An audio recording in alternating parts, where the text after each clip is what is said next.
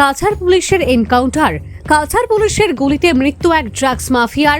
মৃত ড্রাগস মাফিয়ার নাম হলো চাইলেং ডঙ্গল।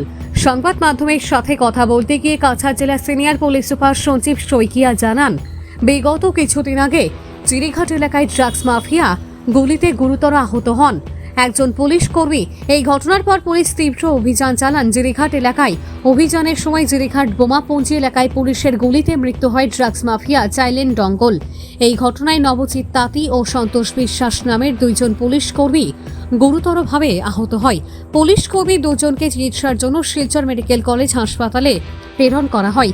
সিনিয়র পুলিশ সুপার জানান, চাইলেন ডঙ্গল ইউনাইটেড কুকি ন্যাশনাল সদস্য ছিলেন।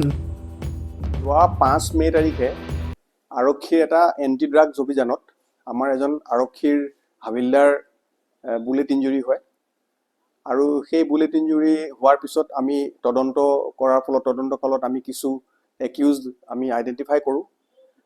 আইডেণ্টিফাই কৰাৰ পিছত আমি দুজন প্ৰাইম একিউজড তেখেতসকলক ধৰিবৰ কাৰণে যোৱা নিশা এটা পাৰ্টি জিৰিঘাট অঞ্চললৈ যায় আৰু জিৰিঘাট অঞ্চলত গৈ পেলাই বোমাপুঞ্জি বুলি এটা জেগা আছে, সেই জেগাত তেখেতসকলৰ ঘৰ আছিলে। তেখেতৰ ঘৰত এজন একিউজড যিজন মূল অভিযুক্ত চাইলন ডঙ্গল এলাইফ লুলুন, তেখেতৰ ঘৰত তেখেতক পায় আৰু তেখেতক কৰায়ত্ব কৰে। কৰায়ত্ব কৰাৰ পিছত সোধপোছ কালত তাতে গম পোৱা যায় যে যি ৱেপন তেখেতে ব্যৱহাৰ কৰিছিলে, যি অস্ত্ৰ তেখেতে মৰণাস্ত্ৰ ব্যৱহাৰ কৰিছিলে, সেই অস্ত্ৰ তাতে পিছফালে লুকুৱাই থৈছে।